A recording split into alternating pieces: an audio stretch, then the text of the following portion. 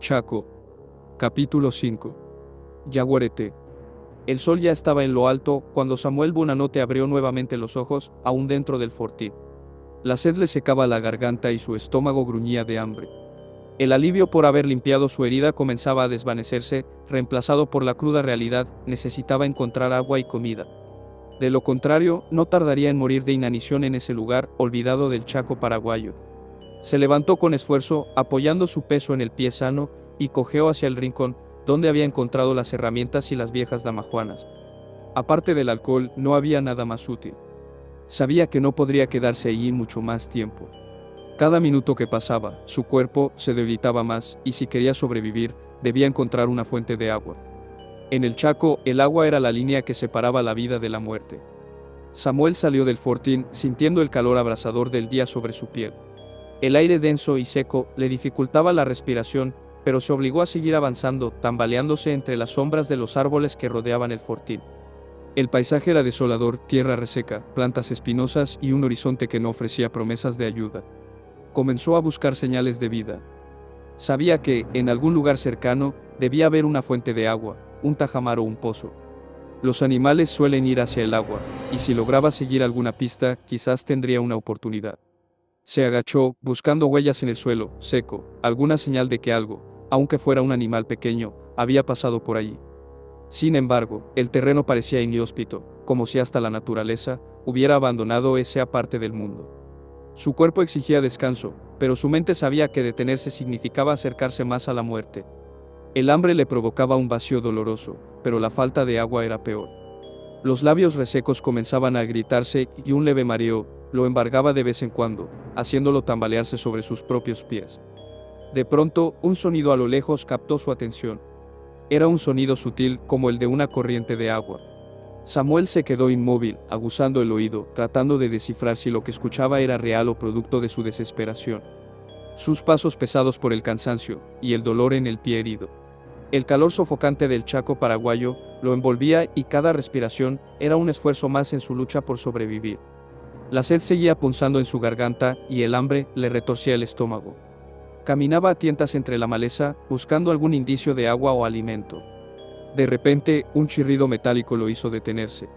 El sonido era distante, pero claro, y resonaba en el aire seco y estático. Samuel se quedó quieto por un momento, tratando de identificar de dónde venía. No sabía si era real o una ilusión creada por su desesperación, pero ese ruido era lo más cercano a una señal de vida que había escuchado en horas. Sin dudarlo, decidió seguirlo. Caminó entre la espesa maleza, apartando ramas y arbustos secos a su paso. El sonido se hacía más fuerte con cada paso. El chirrido agudo y constante resonaba entre los árboles, aumentando su esperanza. Samuel continuó, impulsado por la necesidad de encontrar agua, cojeando a medida que su herida en el pie le recordaba el peligro que corría si no encontraba alivio pronto. Finalmente, después de lo que parecieron horas, el paisaje se abrió ante sus ojos. Allí, en medio de la nada, se levantaba un viejo molino de viento, con las aspas chirriando al ritmo del viento. Era una estructura alta y oxidada, cuyas aletas faltaban en algunos tramos. Estaba abandonado, su silueta torcida y corroída por el paso del tiempo. Parecía un fantasma de lo que alguna vez fue, pero para Samuel representaba una posible salvación. Se acercó al molino con precaución. Sus manos temblorosas tocaron la estructura metálica, sintiendo la rugosidad del óxido bajo sus dedos. La base del molino estaba conectada a un viejo pozo, y debajo, un leve goteo de agua se podía escuchar a través de las cañerías corroídas. El molino estaba desgastado, pero aún funcionaba a medias, extrayendo agua lentamente desde las profundidades de la tierra. Después de saciar su sed con el agua turbia del pozo, Samuel permaneció sentado, apoyado contra la estructura oxidada del molino, observando el horizonte inmenso y desolado del Chaco. Mientras el calor seguía ondulando sobre la tierra seca, notó una figura oscura que se movía lentamente a lo lejos. En un principio, pensó que era un espejismo provocado por el calor abrasador, pero pronto se dio cuenta de que esa figura no estaba sola. Se multiplicaba, una tras otra, hasta formar un grupo. Cuando las figuras se acercaron lo suficiente, Samuel lo entendió: eran de vuelta los jabalíes salvajes. Podía ver sus cuerpos fornidos y oscuros y los colmillos que sobresalían amenazantes. No había duda, se dirigían hacia el molino, probablemente en busca de agua, igual que él. El pánico lo invadió. Ya sabía que eran animales extremadamente agresivos, especialmente cuando sentían que su territorio o recursos estaban en peligro. Eran conocidos por su ferocidad y, peor aún, por atacar en grupo. Miró rápidamente a su alrededor, buscando desesperadamente una forma de protegerse. El molino era su única opción. Cojeando por su herida, Samuel se dirigió hacia la estructura metálica y comenzó a treparla, a pesar del dolor punzante en su pie. Cada paso que daba hacía crujir y chirriar las aspas del viejo molino, que parecía quejarse bajo su peso. Al llegar a una altura segura, se detuvo, aferrándose con fuerza a los pilares de hierro. Desde allí arriba, observó cómo los jabalíes llegaban al pozo. Primero, se congregaron en torno al charco de agua que el molino había extraído con esfuerzo. Los animales bebían con ansias, gruñendo entre ellos. Pero entonces uno de ellos levantó la cabeza y, como si percibiera algo extraño en el aire, giró su mirada hacia Samuel. En ese instante, la manada entera se percató de su presencia. Los jabalíes comenzaron a hacer un ruido particular, un sonido seco y escalofriante. Golpeaban sus colmillos unos contra otros, produciendo un estruendo metálico que resonaba en el ambiente. Era una clara señal de agresión, una advertencia de su ferocidad. Los animales gruñían y mostraban sus enormes colmillos, haciendo evidente su capacidad para destrozar todo lo que se interpusiera en su camino. Samuel sintió como el miedo lo envolvía, pero se obligó a mantener la calma. Sabía que no tenía forma de enfrentarse a ellos, lo único que podía hacer era quedarse lo más quieto posible, rezando para que los jabalíes se marcharan tras haber saciado su sed. Los animales seguían rondando la base del molino, empujándose entre ellos, y golpeando el suelo con sus patas, sus ojos clavados en la estructura, conscientes de que Samuel estaba allí. El sonido de los colmillos resonaba cada vez más fuerte, haciendo que el corazón de Samuel latiera con violencia. Sentía que la situación podía descontrolarse en cualquier momento. El aire se llenó de tensión, como si la manada estuviera decidiendo si intentar alcanzarlo o no. Samuel respiró profundamente, su mirada fija en los jabalíes, que no parecían dispuestos a irse. Estaba atrapado, pero al menos estaba fuera de su alcance.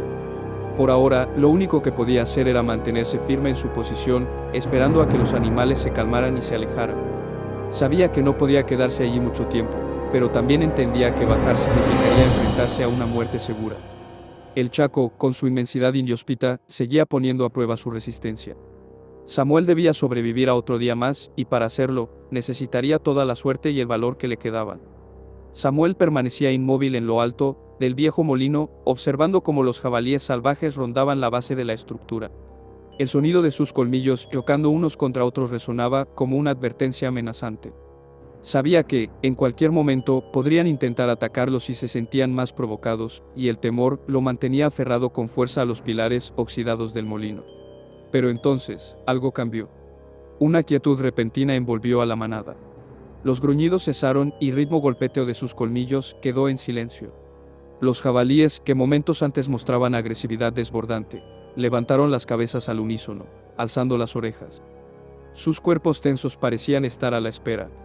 Samuel, desde su posición elevada, sintió el cambio en el aire. Pero esto no tenía nada que ver con él. Los animales no estaban reaccionando a su presencia, sino a algo más. Algo peor. Los jabalíes se miraban entre ellos, inquietos, como si presintieran un peligro mayor.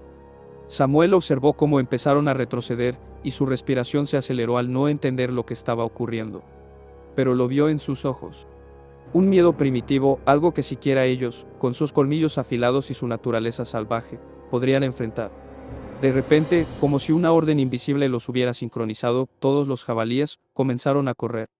La manada se dispersó en todas direcciones, huyendo a toda velocidad hacia el bosque, empujándose entre sí en su desesperación por escapar. Samuel apenas tuvo tiempo de asimilar lo que estaba ocurriendo cuando, de entre la maleza densa y oscura, emergió una figura que heló su sangre.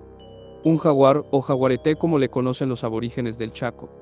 El gran felino salió del bosque con su gracia letal, sus ojos brillantes fijos en su presa. Su pelaje dorado, moteado con manchas negras, se fundía perfectamente con el entorno del Chaco. El depredador no emitió un solo sonido mientras acechaba, pero su mera presencia fue suficiente para que la manada de jabalíes salvajes se dispersara en un caos absoluto. Samuel observó, petrificado, mientras el jaguar seleccionaba a su presa. Con un movimiento veloz y preciso, se lanzó hacia uno de los jabalíes rezagados. El animal apenas tuvo tiempo de reaccionar cuando el felino lo alcanzó con sus poderosas garras. El sonido del impacto resonó en el aire, seguido de un chillido agudo y desesperado. El jaguar había atrapado al jabalí, derribándolo con fuerza imparable. Sus colmillos se hundieron en el cuello de la presa, y el grito del jabalí se apagó en un instante. Samuel apenas podía respirar. Desde lo alto del molino, observaba cómo el jaguar inmovilizó a su presa con facilidad. El silencio que siguió fue ensordecedor. Los otros jabalíes habían desaparecido, huyendo en todas direcciones, y el jaguar, satisfecho con su caza, arrastraba lentamente el cuerpo del jabalí hacia la espesura, sin prestarle atención a Samuel, que seguía en su escondite, improvisado. El peligro inmediato parecía haber pasado, pero Samuel no se atrevió a moverse. Sabía que el jaguar no era el único depredador en el Chaco, y cualquier movimiento en falso podría atraer su atención. El felino se perdió entre la maleza, y el lugar quedó sumido nuevamente en un silencio inquietante. Ahora, con el corazón aún latiendo con fuerza en su pecho, Samuel sabía que debía pensar en su próximo paso. El Chaco seguía siendo implacable, y cada minuto que pasaba lo sumergía más en la peligrosa incertidumbre del territorio salvaje. Decidió quedarse por un tiempo allí en lo alto del viejo y oxidado molino, hasta que el feroz jaguar calme su apetito. Antes de bajarse de allí,